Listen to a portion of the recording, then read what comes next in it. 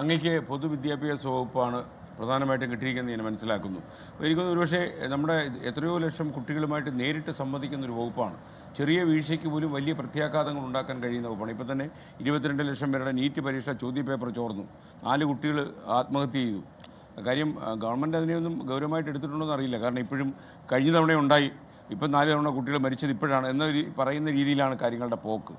അതേസമയം നമ്മൾ ഇലക്ഷൻ കഴിഞ്ഞ സ്ഥിതിക്ക് സത്യസന്ധമായി പറഞ്ഞാൽ ശിവൻകുട്ടി മിനിസ്റ്റർ അത്യാവശ്യം കുഴപ്പമില്ലാതെ കൊണ്ടുവരുന്ന വകുപ്പാണ് വിദ്യാഭ്യാസ വകുപ്പ്. അപ്പോൾ അങ്ങേക്ക് ഒരുപക്ഷെ പുതിയ കാലത്തിനനുസരിച്ച് ഈ വകുപ്പിനെ കൊണ്ടുപോവുക, അങ്ങ് നേരിടാൻ പോകുന്ന ഏറ്റവും വലിയ വെല്ലുവിളി എന്തായിരിക്കും?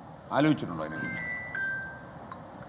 ഇവിടെ പറഞ്ഞതുപോലെ തന്നെ ഈ വകുപ്പ് സംബന്ധിച്ച ഫൈനൽ കൺഫർമേഷൻ വരാനിരിക്കുന്നേ ഉള്ളൂ. നിങ്ങൾ ഈ പറഞ്ഞതൊരു ധാരണ, എന്തായാലും ലീഗിന്റെ വകുപ്പെല്ലാം ആയി എന്നാണ്.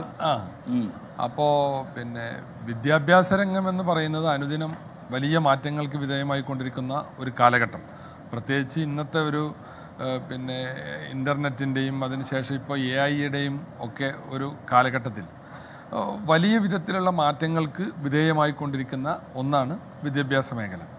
അപ്പോൾ ആ വിദ്യാഭ്യാസ മേഖലയെ അന്താരാഷ്ട്ര നിലവാരത്തിൽ തന്നെ നമ്മുടെ സംസ്ഥാനത്തിന് ശാക്തീകരിക്കാൻ കഴിയണം. കേരളം എന്നും അഭിമാനിച്ചിട്ടുള്ളത് നമ്മുടെ വിദ്യാഭ്യാസ ആരോഗ്യ മേഖലയിലെ നേട്ടങ്ങളാണ്. അത് മാറി മാറി വന്ന സർക്കാരുകളിലൂടെ ആർജിച്ച ഒരു പൊസിഷനാണ്. അപ്പോൾ തീർച്ചയായും ആ ഒരു പൊസിഷനിലേക്ക് നമ്മുടെ പൊതുവിദ്യാഭ്യാസം വരണം. സർക്കാർ സ്കൂളുകൾ കൂടുതൽ ശാക്തീകരിക്കപ്പെടണം. നമ്മുടെ കുട്ടികളുടെ സ്കില്ല് വർദ്ധിക്കണം. ദേശീയവും അന്തർദേശീയവുമായ പരീക്ഷകളിലൊക്കെ നല്ല പ്രാതിനിധ്യം മലയാളികൾക്ക് ഉണ്ടാക്കാൻ സാധിക്കണം. അപ്പോൾ ആ വിധത്തിലുള്ളൊരു മാറ്റമാണ് നമ്മൾ ഈ പൊതുവിദ്യാഭ്യാസ രംഗത്ത് ഇനി ഉള്ള കാലത്ത് വരേണ്ടത്.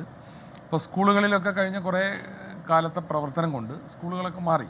വലിയ തോതിലുള്ള ഡിജിറ്റൽ ക്ലാസ് റൂമുകൾ, അതുപോലെ തന്നെ മറ്റ് ഇൻഫ്രാസ്ട്രക്ചർ, ഭൗതിക സാഹചര്യങ്ങളൊക്കെ ഉണ്ടായി. ഇപ്പോൾ എല്ലാ ഗവൺമെൻറ്റുകളുടെ കാലത്തും അതുണ്ടായി. പിന്നെ അതുപോലെ തന്നെ ഇപ്പോൾ ഈ സ്കൂളുകളിലൊക്കെ വലിയൊരു മാറ്റം വരുത്തുന്നതിന് കാരണമായതൊന്ന് നമ്മുടെ പഞ്ചായത്ത് രാജ് സംവിധാനത്തിൽ പഞ്ചായത്തുകൾക്ക് സ്കൂളിൻ്റെ നോട്ട ചുമതല, സൂപ്പർവൈസറി പവർ കിട്ടിയപ്പോൾ അവരൊക്കെ കുറേ ഇൻഫ്രാസ്ട്രക്ചർ കൊടുത്തു. ഏത് MLA MP ഒരു സ്കൂളിന് ബസ് ചോദിച്ചാൽ കൊടുക്കാതിരിക്കില്ല. അതൊരു ഒരു ഒരു കുട്ടികളോടുള്ളൊരു ഇഷ്ടമാണ്. അപ്പോൾ അങ്ങനെ സർക്കാർ സ്കൂളുകളിൽ പോലും ഇന്ന് കുട്ടികൾ ബസ്സിനാണ്. പഴയ കാലത്ത് നമ്മളൊക്കെ പ്രൈവറ്റ് സ്കൂളിലെ കുട്ടികൾ മാത്രമാണ് കോട്ടും സൂട്ടും ബാഗൊക്കെ ആയിട്ട് വണ്ടി കാത്തുക്കുക, ബസ് കാത്തുക്കുക. എന്നാൽ ഇന്ന് സർക്കാർ സ്കൂളിലെ കുട്ടിയെ പോലും ബസ്സിൽ കൊണ്ടുപോകുന്ന സാഹചര്യമുണ്ട്. അപ്പോൾ ഭൗതിക സാഹചര്യങ്ങൾ ഏറെ മെച്ചപ്പെട്ടിട്ടുണ്ട്. മറ്റുള്ള ശാക്തീകരണം കൂടിയാണ്. മിനിസ്റ്ററോട് ഞാൻ ഒരു KSU നേതാവിനെ കൊണ്ട് ചോദ്യം ചോദിപ്പിച്ചല്ലോ. വിദ്യാർത്ഥികൾക്ക് വേണ്ടി നിൽക്കേണ്ട ആളാണ്. അപ്പോൾ ഈ മന്ത്രിയോട് എന്ത് ചോദിക്കും? കാര്യം ഈ മന്ത്രിയാണല്ലോ ഇനി പൊതുവിദ്യാഭ്യാസം തീരുമാനിക്കാൻ പോകുന്നത്. അങ്ങനെ പെട്ടെന്ന് ചോദ്യം ചോദിക്കുമ്പോൾ ഞാൻ പെട്ടെന്ന് ബ്ലാങ്കാ. കാരണം ഒരുപാട് കാര്യങ്ങളുണ്ട് കഴിഞ്ഞ കാലത്ത്. അല്ലെ, ക്യാമ്പസുകളിലൊക്കെ പോകുമ്പോൾ സാധാരണ പ്രസംഗിക്കുന്ന കുറച്ച് കാര്യങ്ങളുണ്ടല്ലോ എപ്പോഴും നിങ്ങളെ ക്യാമ്പസുകളിൽ മന്ത്രി ചിലപ്പോൾ അറിഞ്ഞു കാണില്ല. അല്ലല്ല, അദ്ദേഹത്തിന് ക്യാമ്പസുകൾ പൊതുവെ കൂടെ ഒക്കെ ഒന്ന് കുറേ കൂടി ഫ്രണ്ട്ലി ആകുന്ന ഘട്ടത്തിലേക്ക് ഈ പറയുന്ന അവരുടെ കരിക്കുലം, സിലബസ് അപ്ഡേഷൻസ് കാര്യങ്ങളൊക്കെ ഇപ്പോൾ നേരത്തെ റോജേട്ടൻ സംസാരിച്ചപ്പോൾ പറഞ്ഞു, ഇവിടെ നിന്ന് വിദ്യാർത്ഥികളൊക്കെ തന്നെ പിന്നെ പുറത്തേക്ക് പോയിക്കൊണ്ടിരിക്കുകയാണ്.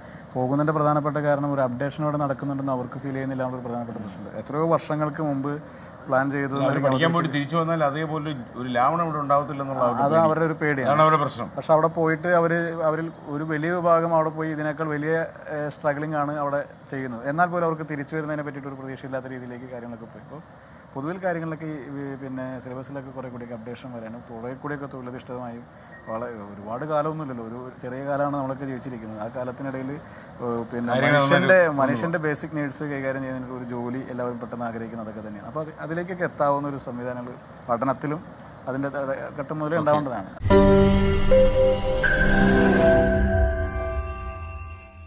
ലോകത്തെവിടെയായാലും ഏത് സമയത്തും 24 വാർത്തകളും ഓഗ്മെന്റഡ് റിയാലിറ്റി പാക്കേജുകളും എക്സ്പ്ലെയിനറുകളും വിശദമായി കാണാൻ ഞങ്ങളുടെ YouTube ചാനൽ നിങ്ങൾക്ക് സബ്സ്ക്രൈബ് ചെയ്യാം.